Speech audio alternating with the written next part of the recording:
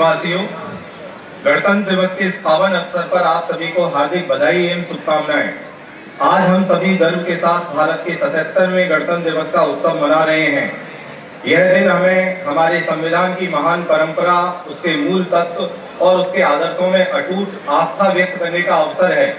मैं इस अवसर पर संविधान निर्माता बाबा साहब डॉक्टर भीमराव अंबेडकर सहित इस राष्ट्र के निर्माण में योगदान देने वाले सभी महापुरुषों को श्रद्धापूर्वक नमन करता हूं, जिनके दूरदर्शी विचारों ने भारत को एक सशक्त, लोकतांत्रिक और समावेशी राष्ट्र के रूप में स्थापित किया। हम उन सभी स्वतंत्रता सेनानियों को भी कृतज्ञता पूर्वक स्मरण करते हैं, जिन्होंने राष्ट्र की स्वतंत्रता और स्वाभिमान के लिए अपना सर्वस्व न्यौछावर कर दिया। उनके त्याग और संघर्ष की बदौलत आज भारत विश्व पटल पर आत्मविश्वास के साथ आगे बढ़ रहा है। आदरणीय प्रधानमंत्री श्री नरेंद्र मोदी जी द्वारा प्रस्तुत विकसित भारत का संकल्प आज पूरे देश के लिए मार्गदर्शक है। इस संकल्प को साकार करने के लिए राजस्थान सरकार ने भी विकसित राजस्थान 2047 विजन डॉक्यूमेंट जारी किया है। इस विजन डॉक्यूमेंट के अनुरूप दीर्घकालिक विकास परियोजनाओं को गति दी जा रही है। साथ ही नीतिगत दस्तावेज आपणों अग्रणी राजस्थान के संकल्पों को साकार करने के लिए हम पूर्ण प्रतिबद्धता के साथ आगे बढ़ रहे हैं। हम प्रदेश को 2029 तक $350 बिलियन की अर्थव्यवस्था बनाने के लक्ष्य के साथ काम कर रहे हैं। शिक्षा, स्वास्थ्य, कृषि, ऊर्जा, सड़क और औद्योगिक विकास जैसे बुनियादी क्षेत्रों में राज्य ने उल्लेखनीय प्रगति की है। जनहितैषी निर्णयों और पारदर्शी शासन व्यवस्था से आमजन का विश्वास सुदृढ़ हुआ है तथा प्रशासनिक जवाबदेही को हर स्तर पर सुनिश्चित किया गया है। प्रदेश का युवा हमारी सबसे बड़ी पूंजी है। राज्य सरकार ने प्रतियोगी परीक्षाओं में निष्पक्षता, पारदर्शिता और शुचिता सुनिश्चित कर युवाओं का भरोसा जीता है। अब तक 1 लाख युवाओं को राजकीय सेवाओं में नियुक्ति दी जा चुकी है तथा 1,54,547 पदों पर भर्ती प्रक्रियाधीन है। मुझे यह बताते हुए प्रसन्नता है कि वर्ष 2026 के लिए 1 लाख पदों का भर्ती कैलेंडर जारी किया गया है। नवीन युवा नीति और राजस्थान रोजगार नीति ने युवाओं में नया उत्साह और विश्वास जगाया है। नकल और पेपर लीक माफिया पर प्रभावी अंकुश लगा है। बीते 2 वर्षों में 351 परीक्षाएं आयोजित हुई हैं, लेकिन एक भी पेपर लीक नहीं हुआ। परीक्षा संबंधी अनियमितताओं में 420 आरोपियों की गिरफ्तारी की गई है। युवाओं के लिए विगत 2 वर्षों में 71 नवीन राजकीय महाविद्यालय तथा 21 नए पॉलिटेक्निक महाविद्यालय खोले गए हैं। शिक्षा के मंदिर के रूप में विकसित पीएम श्री विद्यालयों में बाल वाटिकाओं का संचालन कर बालक बालिकाओं के सर्वांगीण विकास का मार्ग प्रशस्त किया जा रहा है। खेल के क्षेत्र में भी राजस्थान ने अपनी पहचान बनाई है। खेलो इंडिया यूनिवर्सिटी गेम्स के सफल आयोजन से प्रदेश में खेल संस्कृति को नई ऊर्जा मिली है। प्रदेश के खिलाड़ियों को ओलंपिक के लिए तैयार करने के लिए Rajasthan target Olympic podium scheme शुरू की गई है। 17 नवीन खेलो इंडिया केंद्रों की स्थापना की गई है। प्रदेश के युवाओं को रोजगार देने के साथ ही हम उन्हें उद्यमिता, कौशल और इंडस्ट्री रेडी करने के संकल्प के साथ भी काम कर रहे हैं। इसके लिए 3 लाख से अधिक युवाओं को आर्थिक क्षेत्रों में कौशल प्रशिक्षण प्रदान किया गया है। युवाओं को नई तकनीक से जोड़ने के लिए Rajasthan artificial intelligence machine learning policy लागू की गई है। इन प्रयासों से प्रदेश में स्टार्टअप्स का मजबूत इकोसिस्टम तैयार हुआ है। 65 आई स्टार्टअप लॉन्चपैड नेस्ट स्थापित किए गए हैं। 658 स्टार्टअप्स को करीब 22.5 करोड़ रुपए की सहायता प्रदान की गई है। करीब 2 लाख युवाओं को इंटर्नशिप करवाई गई है। राज्य के 18 से 45 वर्ष की आयु के युवाओं को ब्याज मुक्त ऋण प्रदान करके उद्यमिता की ओर प्रेरित करने के लिए मुख्यमंत्री युवा स्वरोजगार योजना की भी शुरुआत की गई है।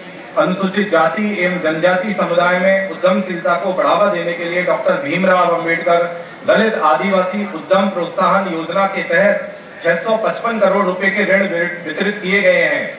उद्योग और निवेश, युवाओं को निजी क्षेत्र में भी अवसर मिले, इसके लिए हमारी सरकार प्रदेश को औद्योगिक संभावनाओं के सशक्त केंद्र के रूप में विकसित कर रही है। राइजिंग राजस्थान समिट और प्रवासी राजस्थान दिवस जैसे आयोजनों ने निवेश, नवाचार और रोजगार के नए द्वार खोले हैं। राइजिंग राजस्थान समिट में हुए 35 लाख करोड़ रुपए के एमओयू में से 8 लाख करोड़ रुपए के एमओयू की ग्राउंड ब्रेकिंग की जा चुकी है। हमारे इन प्रयासों से निजी क्षेत्र में भी युवाओं को 2 लाख से अधिक रोजगार के अवसर प्राप्त हुए हैं। राज्य सरकार के पंच गौरव कार्यक्रम ने वोकल फॉर लोकल की संकल्पना को फलीभूत किया है। इससे प्रत्येक जिले की विशिष्ट पहचान को बढ़ावा और बाजार दोनों मिल रहे हैं। पर्यटन क्षेत्र को मजबूत करने के लिए राजस्थान पर्यटन नीति और राजस्थान फिल्म पर्यटन प्रोत्साहन नीति लागू की गई है। उदयपुर को भारत की पहली रामसर वेटलैंड सिटी घोषित किया गया है। इससे पर्यटन को बढ़ावा मिलने के साथ ही इकोलॉजिकल सिस्टम को संरक्षित किया जा सकेगा। किसान प्रदेश की आर्थिक प्रगति को बहुआयामी बनाने के लिए उद्योग के साथ ही हमारे कृषि क्षेत्र को भी मजबूत करने की जरूरत है। राज्य सरकार किसान कल्याण के लिए संकल्पित है। हमने अपने किसान भाइयों को आर्थिक संबल देने के लिए किसान सम्मान निधि की राशि 6,000 से बढ़ाकर 9,000 रुपए कर दी है। सम्मान निधि के तहत हम अपने किसान भाइयों को 11,000 करोड़ रुपए से अधिक की राशि प्रदान कर चुके हैं। प्रधानमंत्री फसल बीमा योजना के अंतर्गत 9 करोड़ से अधिक बीमा पॉलिसी जारी की गई हैं और 6,415 करोड़ रुपए के क्लेम वितरित किए गए हैं। किसानों को 44,355 करोड़ रुपए से अधिक के ब्याज मुक्त फसली ऋण उपलब्ध कराए गए हैं, जिससे कृषि अर्थव्यवस्था को नई मजबूती मिली है। किसानों को खाद बीज की उपलब्धता सुनिश्चित की गई है। उन्हें 24,69,69,000 metric ton urea, 7,97,000 metric ton DAP और 1,19,000 क्विंटल बीजों का वितरण किया गया है। राजस्थान के 22 जिलों के किसानों को दिन में बिजली मिल रही है। सहकार से भी समृद्धि का मार्ग प्रशस्त होता है। हमने सहकार को सशक्त करने के लिए लगभग 9 लाख नए सदस्यों को सहकारिता से जोड़ा है। मुख्यमंत्री मंगला पशु बीमा योजना में 13,12,000 पशुओं का निःशुल्क बीमा किया गया है। पशुपालकों को 5,000 से अधिक पशुओं की असमय मृत्यु होने पर 11 करोड़ 65 लाख रुपए से अधिक की सहायता प्रदान की गई है। राज्य सरकार गौवंश सेवा के लिए भी संकल्पित है। हमने 2 वर्ष में 1,340 करोड़ रुपए से अधिक की राशि गौशालाओं में अनुदान के तौर पर दी गई है। गरीब कल्याण प्रदेश के जरूरतमंद वर्ग को सामाजिक सुरक्षा और सम्मानजनक जीवन उपलब्ध कराना सरकार की प्राथमिकता है। जरूरतमंद पात्र परिवारों को 450 रुपए में गैस सिलेंडर उपलब्ध करवाया जा रहा है। इसमें करीब 1,066 करोड़ रुपए की सब्सिडी दी जा चुकी है। अन्नपूर्णा रसोई योजना में 15 करोड़ से अधिक थालियां परोसी जा चुकी हैं। खाद्य सुरक्षा में करीब 72,78,000 नए नाम जोड़े गए हैं। विभिन्न योजनाओं में श्रमिकों को 298 करोड़ रुपए से अधिक की सहायता उपलब्ध कराई गई है। सामाजिक सुरक्षा योजनाओं के अंतर्गत इस वित्तीय वर्ष में 91,73,000 पेंशनर्स को 12,700 करोड़ रुपए का भुगतान किया जा चुका है। सरकार ने स्वास्थ्य के आधारभूत ढांचे को मजबूत किया है। मुख्यमंत्री आयुष्मान आरोग्य योजना के माध्यम से 1 करोड़ 36 लाख परिवारों को 25 लाख रुपए तक का कैशलेस उपचार उपलब्ध कराया जा रहा है।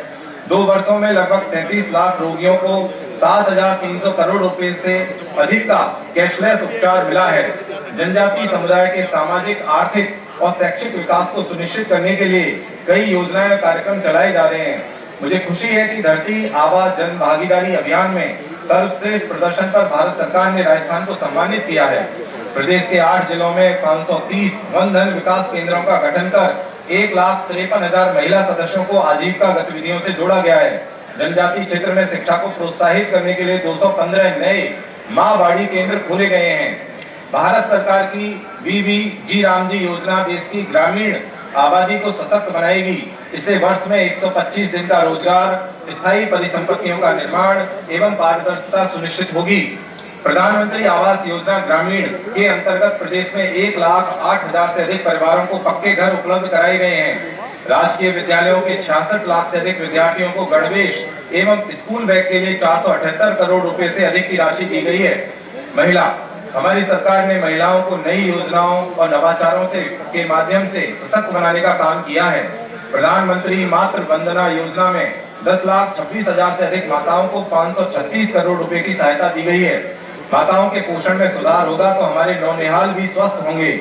आंगनबाड़ी केंद्रों पर 15 लाख बच्चों को सप्ताह में 5 दिन दूध दिया जा रहा है। हमारी बेटियों को सशक्त करने के लिए लाड़ू प्रोत्साहन योजना प्रारंभ की गई है। इसमें बच्चियों के जन्म पर 1.5 लाख रुपए तक की सहायता दी जा रही है। योजना के तहत 6 लाख से अधिक बालिकाओं को प्रथम किस्त का लाभ दिया जा चुका है। स्वयं सहायता समूहों के माध्यम से लाखों महिलाएं आत्मनिर्भर बनी हैं। लखपति दीदी अभियान ने ग्रामीण अर्थव्यवस्थाओं में महिलाओं की निर्णायक भूमिका को सशक्त किया है। राजीविका के अंतर्गत 4,28,000 स्वयं सहायता समूह गठित किए जा चुके हैं। करीब 15.95 लाख महिलाओं को लखपति दीदी की श्रेणियों में लाया गया है। ऊर्जा प्रदेश को आर्थिक रूप से मजबूत बनाने के लिए ऊर्जा आत्मनिर्भर होना अनिवार्य है। इस लक्ष्य को प्राप्त करने के लिए ऊर्जा क्षेत्र में राजस्थान मजबूत इच्छा शक्ति से आगे बढ़ा है। राजस्थान देश में अक्षय ऊर्जा तथा सौर ऊर्जा के क्षेत्र में अग्रणी है। कृषि को सस्ती एवं सर्वसुलभ सौर ऊर्जा से जोड़ने के लिए सरकार ने पीएम कुसुम योजना को गति दी है। कुसुम कंपोनेंट ए की स्थापित परियोजनाओं में राजस्थान देश में नंबर 1 है और कंपोनेंट सी में द्वितीय स्थान पर है। इन दोनों घटकों में 2907 मेगावाट की 1320 परियोजनाएं स्थापित की जा चुकी हैं और इन परियोजनाओं के आधार पर हमारा अन्नदाता ऊर्जा दाता भी बन रहा है। विद्युत प्रसारण तंत्र के सुदृढ़ीकरण के लिए गत 2 वर्षों में 400 केवी के 200 केवी के 5 एवं 132 केवी के 45 जीएसएस सहित कुल 52 जीएसएस स्थापित किए जा चुके हैं। पीएम सूर्यघर योजना में 1,31,000 रूफटॉप सोलर प्लांट स्थापित कर राजस्थान देश में 5वें स्थान पर है। जल राजस्थान के परिप्रेक्ष्य में जल का अत्यधिक महत्व है। राज्य सरकार संकल्प के रूप में संशोधित पार्वती, काली सिंध, चंबल लिंक परियोजना को मूर्त रूप दे रही है। यह परियोजना पूर्वी राजस्थान में खुशहाली लाएगी। इसमें 9,416 करोड़ रुपए के कार्य प्रगतिरत हैं। शेखावाटी में यमुना जल लाने के लिए राजस्थान एवं हरियाणा के बीच डीपीआर का कार्य अंतिम चरण में है।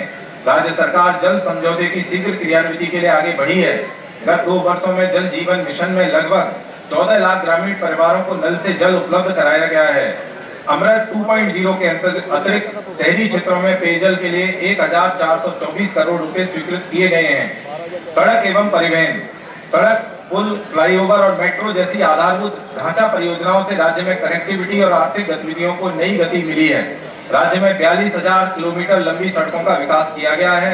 इसमें करीब 16,430 किलोमीटर नवीन व मिसिंग सड़कों के निर्माण से 1700 गांवों की राह आसान हुई है।